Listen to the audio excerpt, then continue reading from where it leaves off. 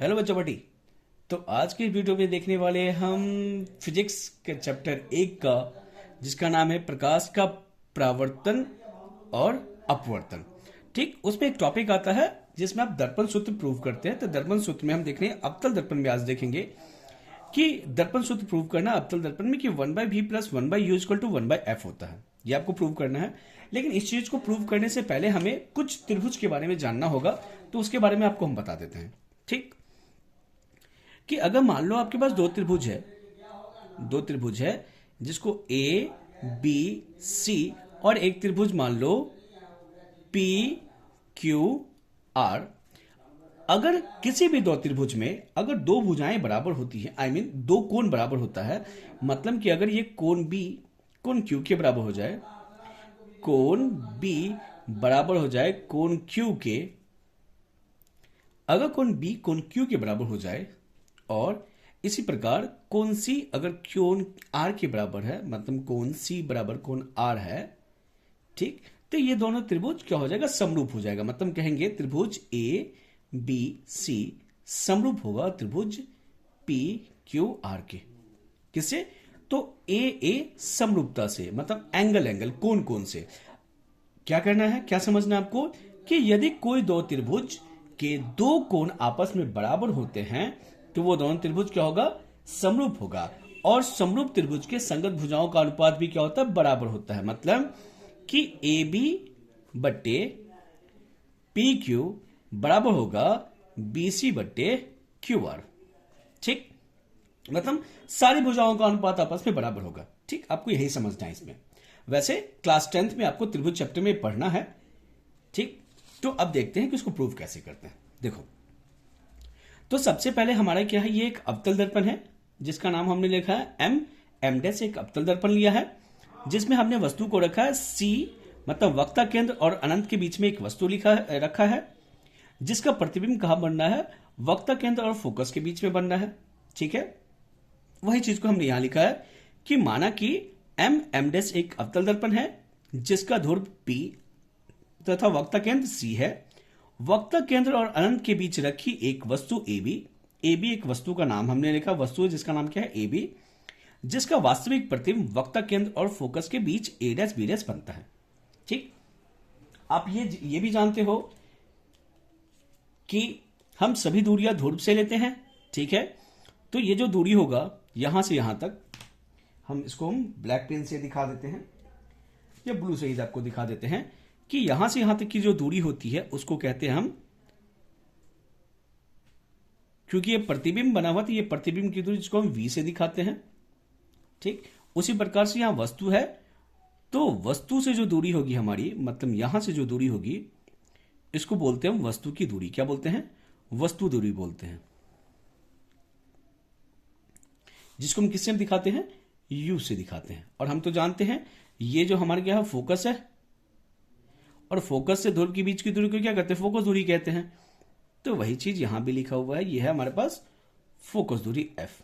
ठीक, ये चीज आपको समझ लेना है कि यहां प्रतिबिंब बना है, तो प्रतिबिंब और ध्रुव के बीच की दूरी को कहते हैं प्रतिबिंब की दूरी, वस्तु और ध्रुव के बीच की दूरी को कहते हैं वस्तु की दूरी, और फोकस और ध्रुव के बीच की दूरी को फोकस दूरी कहते हैं। ठीक, तो ये हम यहां तक आपको ये लिखना है और लिख देना है। यहां पे देखो, ये ए और पी क्या है, वस्तु की दूरी है, तो लिख लेंगे ए पी बराबर क्या है, वस्तु दूरी, वस्तु की दूरी, जिसको हम किससे दिखाते हैं, माइनस यू से दिखाएंगे। याद रखिएगा कि जब कभी भी हम किसी भी चीज का मान रखने वाले हैं, चाहे वो प्रतिबिंब की दूरी का, वस्तु की दूरी या फोकस दूरी, तो वो चेन प्रॉपर्टी के अनुसार रखेंगे। ठीक, उसके बाद ए डैश पी डैश क्या होता है, ए डैश पी क्या होता है, इसको हम लिख लेते हैं, पॉज करके हम इसको लिख देते हैं। ठीक है, ठीक है, तो हमने इसको यहां नोट कर लिया कि एपी क्या है, हमारे पास वस्तु की दूरी है, ए और पी की वस्तु की दूरी है, ए डैश पी डैश क्या प्रतिबिंब की दूरी है, और एफ पी क्या फोकस दूरी है।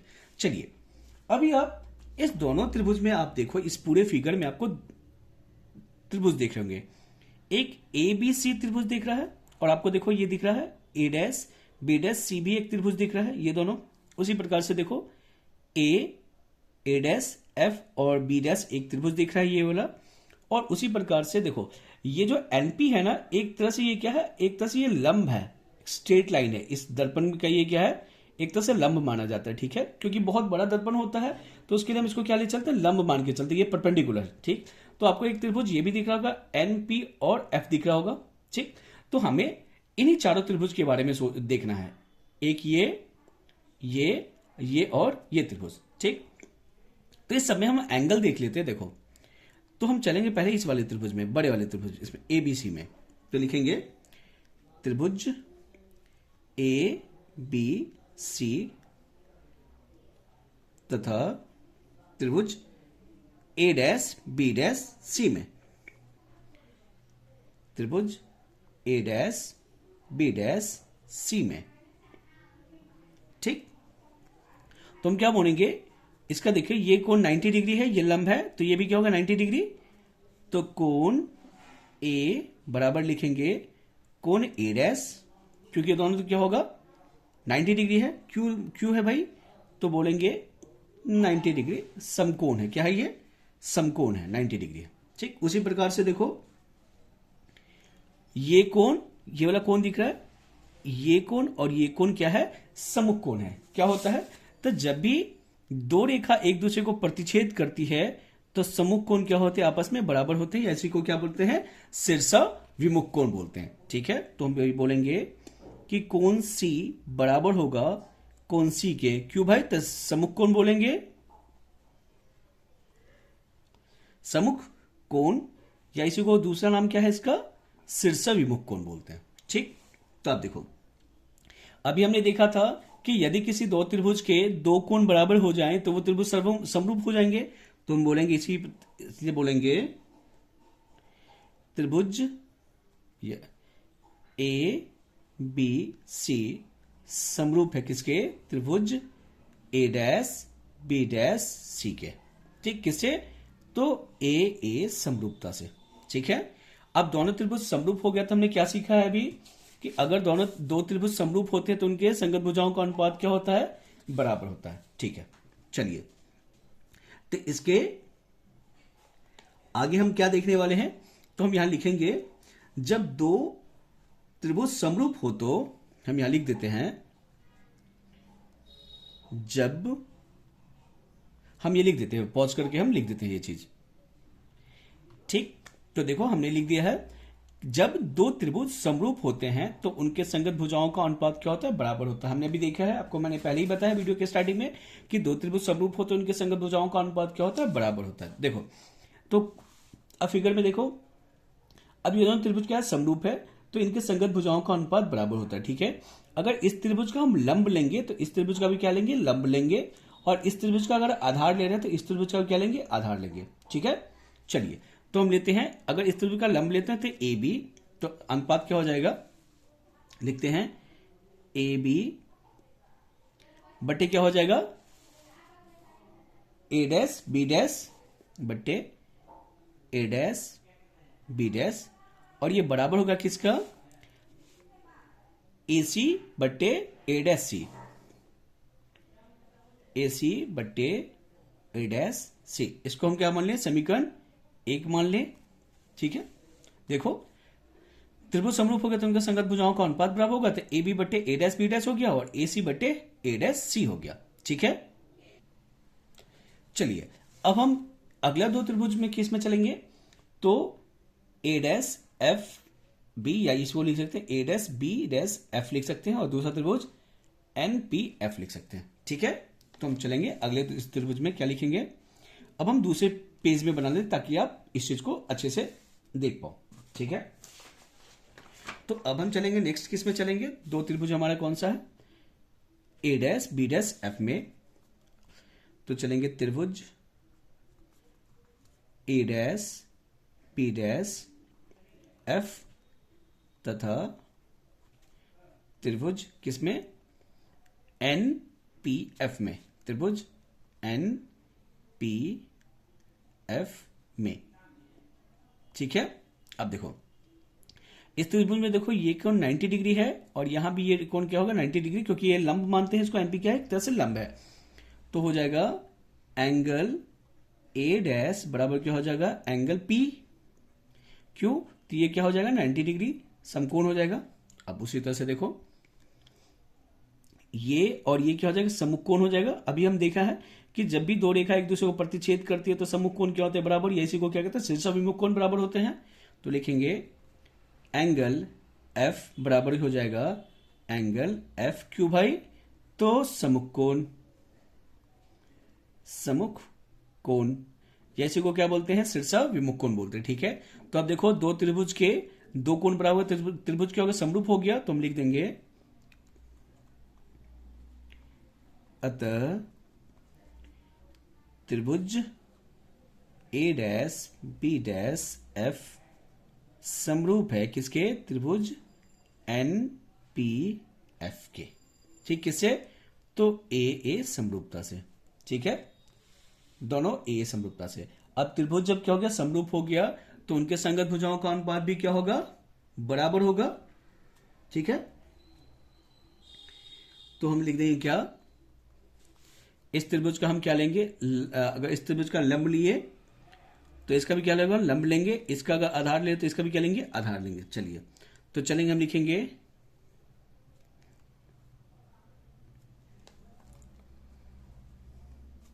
हाँ चलिए, तो इस त्रिभुज में एनपी लिखेंगे, तो एनपी बट्टे क्या हो जाएगा ए डैश बी डैश, ए डैश बी डैश हो जाएगा। ठीक है, और आधार लेंगे इसका, तो एफ पी बोलो या पी एफ बोलो आप, बट्टे ए डैश एफ, इसको हम समीकरण 2 मान लेंगे।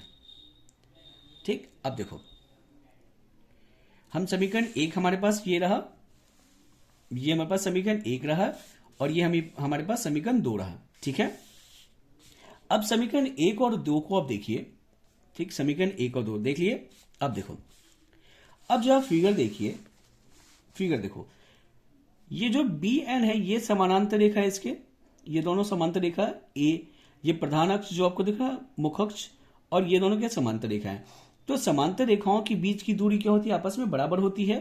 तो ए बी जितना जितना लंबाई होगा ए बी का उतना ही लंबाई एनपी का भी होगा। तो हम बोल सकते हैं एनपी बराबर क्या ए बी, क्योंकि इनकी बीच की दूरी क्या होगा बराबर, क्योंकि समांतर रेखाओं की बीच की दूरी क्या होती है आपस में बराबर होती है। तो हम यही लिख सकते हैं, तो हम लिख सकते हैं चूंकि एनपी बराबर ए बी। ठीक, तो हम क्या लिख सकते हैं एनपी जगह क्या लिख सकते हैं ए बी बट्टे में ए डैश बी डैश बराबर हो जाएगा एफ पी बट्टे ए डैश एफ। ठीक है, कोई दिक्कत नहीं ना। हम ये बराबर क्यों किए हैं, एनपी की जगह ए बी क्यों लिखे हैं, क्योंकि ये दोनों समांतर रेखा है और समांतर रेखाओं के बीच की दूरी क्या होती है आपस में बराबर होती है। ठीक है, अब देख लो, इसको मान लेते हैं समीकरण 3 मान लिए। अब समीकरण 2 और समीकरण 1 और 3 को आप देखिए गौर से। यहां भी ए बी बट्टे ए डैश बी डैश है, यहां भी ए बी बट्टे ए डैश, और यहां क्या हो जाएगा बी डैश। ठीक है, अगर किसी दो समीकरण का बायां पक्ष बराबर है तो दाहिना पक्ष भी बराबर हो जाएगा। तो हम बोलेंगे समीकरण 1 2 से लेके चले, तो अब लिखेंगे समीकरण 1 और समीकरण 3 से, 2 नहीं 3 से। ठीक है, तो हम क्या लिख सकते हैं ए सी बट्टे ए डैश सी, ए सी बट्टे ए डैश सी, और बराबर क्या होगा एफ पी बट्टे ए डैश एफ। किसी को दिक्कत नहीं ना। समीकरण 1 और समीकरण 3 में बायां पक्ष बराबर है तो दाहिना पक्ष भी क्या होगा बराबर, मतलब ये बराबर ये हो जाएगा। तो वही चीज हम यहां लिखे ए सी बट्टे ए डैश सी बराबर एफ पी बट्टे ए डैश एफ। ठीक है, चलिए अब हम आगे बढ़े। इसमें देखो, अब हमको देखो, आपको जो हम पहले लिखे थे इसमें देखो आपको बस क्या क्या पता है। आपको देखो एफ पी पता है, एफ पी क्या होता है फोकस दूरी। ठीक है, ए डैश एफ पता नहीं पता आपको, ए सी पता, ए सी देख लो, ए सी किसको बोलते हैं, ए सी भी आपको नहीं पता है, ए सी नहीं पता है, ठीक है। क्या आपको ए डैश सी पता है? नहीं पता है, ये तो आपको नहीं पता है। तो देखो इसको कैसे कैलकुलेट करते हैं, आप देखो, अब हम बताते हैं कैसे कैलकुलेट करेंगे इसको। चलिए, उसके लिए आपको समझना पड़ेगा, थोड़ा सा देख लीजिए। मान लो एक लाइन है, ये वाला लाइन इमेजिन करो, ये एपी, ये एपी लाइन है और ये सी पॉइंट है, ठीक। ये देखो एपी लाइन है, एपी मान लो ये टोटल डिस्टेंस है 10 सेंटीमीटर, एपी का दूरी कितना है? 10 सेंटीमीटर, ठीक। और सीपी का डिस्टेंस है मान लो 6 सेंटीमीटर। तो अगर आपसे कोई पूछेगा कि अगर 10 सेंटीमीटर का एक रेखा है या एक टुकड़ा है या कुछ लेंथ है, वो दो टुकड़ा है, एसी है और सीपी है, अगर ये पूरे टुकड़े की लंबाई है 10 सेंटीमीटर और यहां से यहां तक है 6 सेंटीमीटर, तो ये दूरी क्या होगा? ठीक, तो हम क्या करेंगे, इस पूरे दूरी में से अगर इस दूरी को घटा दें तो ये दूरी निकल जाएगा। तो हम क्या लिख सकते हैं कि एसी को क्या लिख सकते हो आप, कि पूरे दूरी में से एपी में से आप एसी माइनस कर सकते हो, ये सीपी, मतलब 10 में से 6 माइनस कर दोगे तो 4, तो आपकी ये दूरी निकल गया, ठीक। अब देखो यहां देखो आप, यहां भी हमें एसी निकालना है, और एसी तो हमको पता ही नहीं है कि एसी दूरी क्या होगा, लेकिन हमको पता क्या है, हमको पता है कि ये देखो यहां पे जो सीपी है ना, ये सीपी, सी और पी के बीच की दूरी को हम कहते हैं त्रिज्या, वक्र त्रिज्या, जिसको हम आर से दिखाते हैं, ठीक।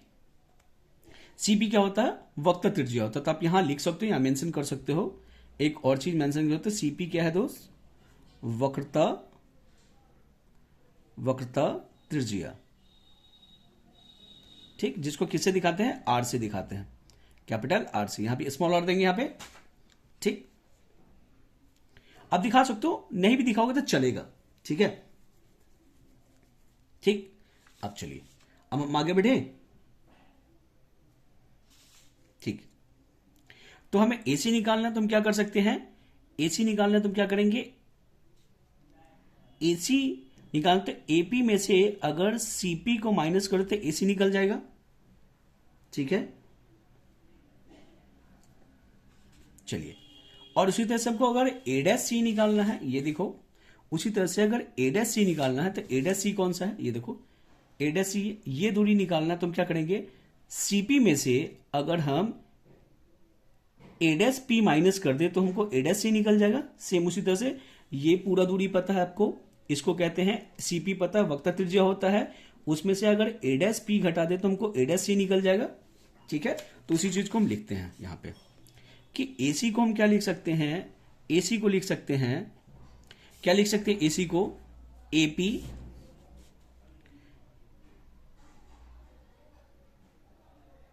एपी माइनस क्या लिख सकते हैं, पी सीपी,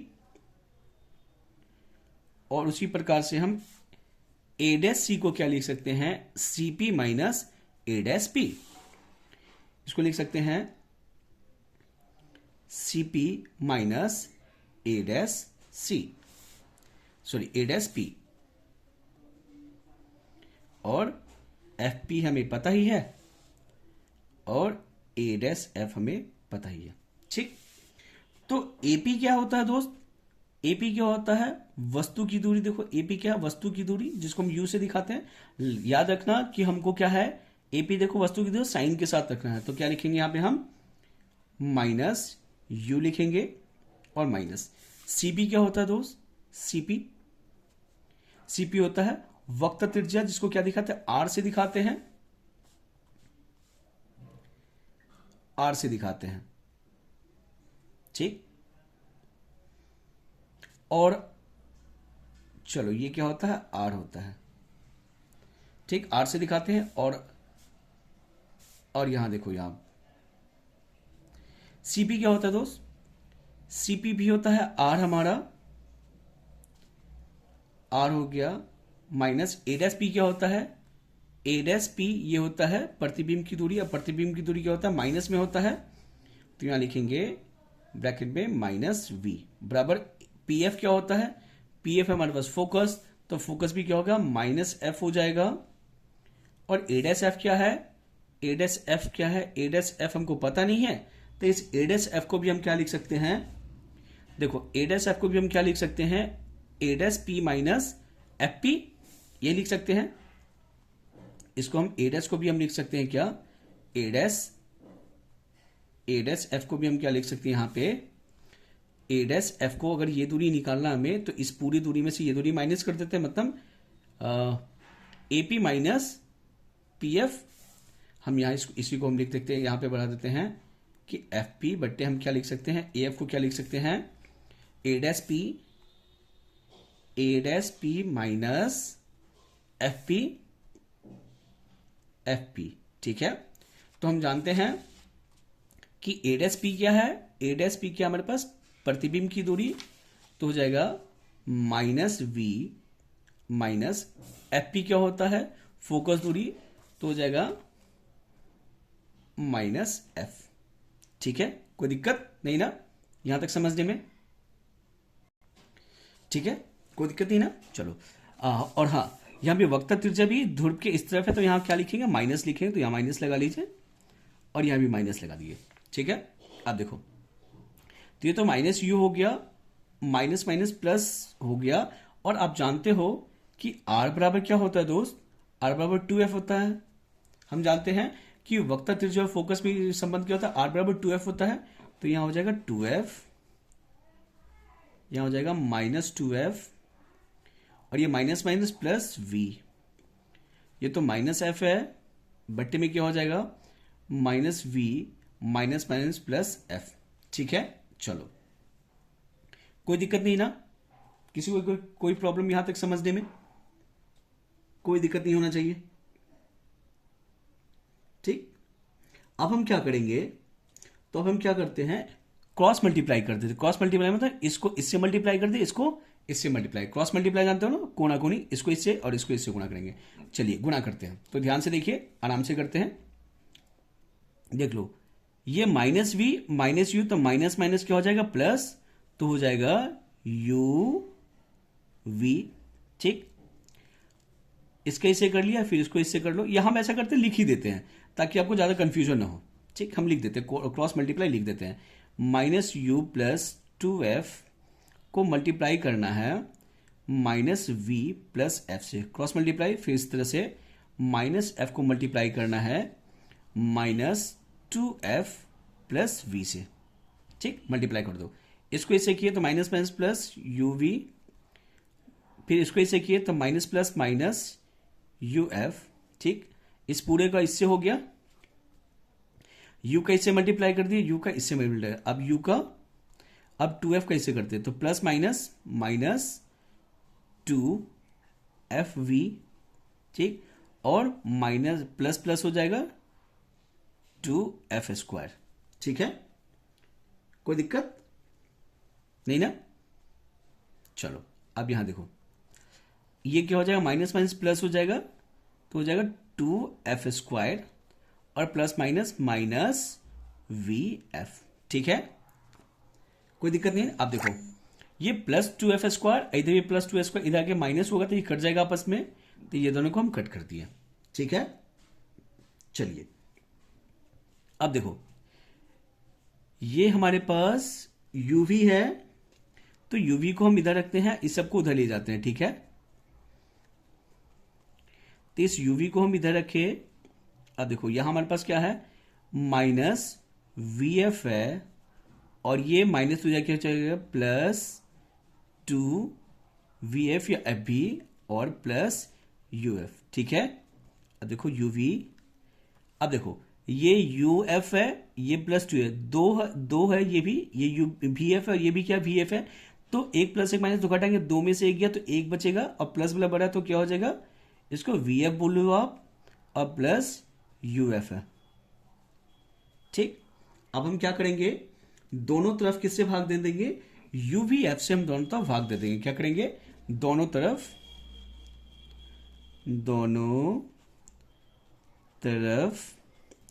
uvf से भाग देने पर, दोनों तरफ uvf से हम भाग दे देंगे, तो देखो क्या लिखेंगे, देखो भाग कैसे देते हैं, ऊपर तो हमारे पास क्या है, यू वी है, और भाग किससे दे रहे हैं, यू वी एफ से भाग दे रहे हैं। इधर भी हम वी वाई एफ किससे भाग दे रहे हैं, यू वी एफ से, और इधर भी भाग दे रहे हैं यू एफ बटे यू वी एफ से भाग दिए। दोनों तो हमने क्या किए, यू वी एफ से भाग दिए। देखो तो ये यू से ये यू कट जाएगा, ये वी से वी कट जाएगा।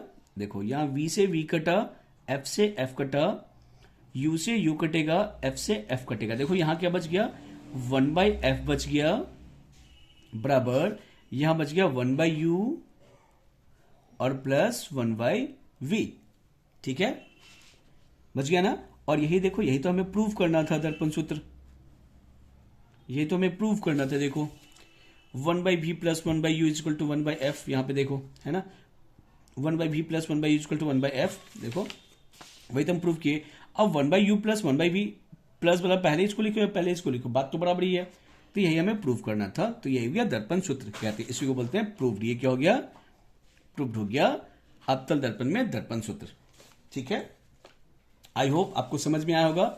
नहीं समझ में आए तो वीडियो को पॉज करके फिर से आप देखिए, फिर से सुनिए, और फिर से इसको आप बनाने की कोशिश कीजिए। ठीक है, तो आज की वीडियो में इतना ही। आई होप आपको ये समझ में आया होगा। अगर कुछ भी आपको डाउट हो तो आप मुझे कमेंट कर सकते हैं, और प्लीज वीडियो को शेयर भी करें, सब्सक्राइब भी करें, चैनल को सब्सक्राइब भी कर लेंगे। ठीक है, मिलते हैं नेक्स्ट वीडियो में एक अलग टॉपिक के साथ। ठीक है, थैंक यू सो मच।